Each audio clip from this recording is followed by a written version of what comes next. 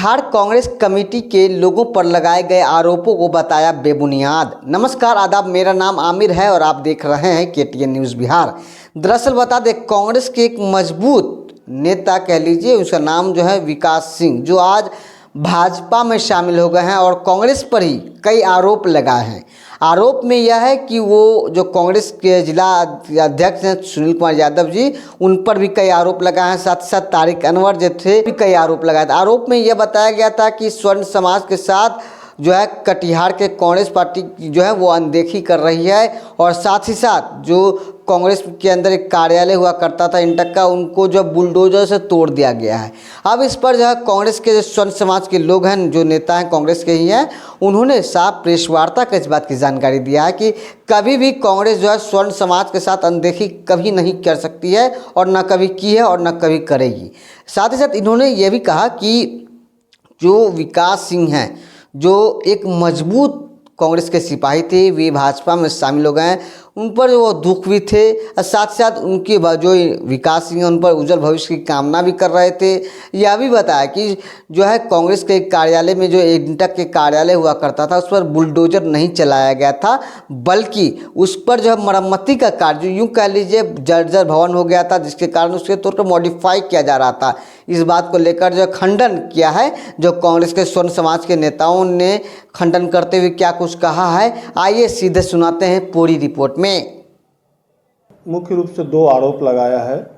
एक, पार्टी में स्वर्ण की अनदेखी, तो उसका सबसे बड़ा मिसाल है कि हम नगर अध्यक्ष राजेश रंजन मिश्रा, जो स्वर्ण जाति से हैं, बाकी लोग भी यहाँ मौजूद हैं, तो कहीं स्वर्ण का उपेक्षा नहीं है। और तारिक अनवर जैसा नेता है जिनके ऊपर कभी भी किसी तरह का जाति का धर्म का आरोप नहीं लगा है कि वो किसी को जाति धर्म के नाम पे किसी का अनदेखा करते हैं।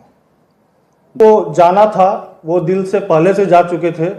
चूँकि वो कहाँ से जुड़े हुए हैं, किन से जुड़े हुए हैं, ये आप लोग भी जान रहे हैं, तो मुझे लगता है कि वो पहले से जा चुके थे। जाना था, इसलिए जाने से पहले कुछ आरोप प्रत्यारोप लगा के गए हैं। तो उनके आरोपों को क्या मानते हैं? आरोप निराधार है। हम लोग क्या, कांग्रेस पार्टी में बुलडोजर कल्चर अभी तक नहीं आया है। पार्टी कोई भी छोड़ता है तो कुछ न कुछ आरोप प्रत्यारोप लगा के ही छोड़ता है। जहाँ तक सवर्ण की अनदेखी और जिला अध्यक्ष की अनदेखी और सांसद के अनदेखी की बात उन्होंने कही है, तो मैं बस इतना ही कहना चाहूँगा कि उनके हर एक बयान को हम लोग गंभीरता से लिए हैं, और आपके माध्यम से कटिहार में सवर्ण समाज और सभी समाज के लोगों को और आम आवाम को हम ये बताना चाहते हैं कि कांग्रेस पार्टी सवर्ण समाज की अनदेखी ना कभी की थी, ना की है, ना आगे करेगी। जिसका ताज़ा उदाहरण आज कांग्रेस की राजनीति करके मैं निगम पार्षद वार्ड नंबर 30 से निक्कू सिंह, मैं खुद आपके सामने में हूँ, अभी लीगल सेल का प्रदेश का उपाध्यक्ष हूँ। राजेश रंजन मिश्रा जी हैं, नगर के अध्यक्ष हैं। हमारे छोटे भाई कुमार गौरव जी हैं, NSUI के प्रदेश के, पूरे बिहार के प्रदेश के अध्यक्ष का पद सुशोभित इन्होंने किया है। और हमारे बीच में आनंद भाई हैं। ऐसे तमाम लोग हैं जिन्होंने अपना जीवन पार्टी में दिया और पार्टी ने उचित मान सम्मान दिया है। तारिक साहब का तो इतिहास ही रहा है कि सवर्णों को लेके चलने का। वो उनका एक पुराना इतिहास जिसको कटिहार की जनता भी जानती है और आप मीडिया बंधु भी भली भांति जानते हैं। जहाँ तक रही जिला अध्यक्ष की बात, तो जिला अध्यक्ष जब से बने हैं, ये हम लोगों के लिए सौभाग्य की बात है कि ऐसे सुलझे हुए व्यक्ति आज कांग्रेस का जिला अध्यक्ष हैं। जब कांग्रेस एक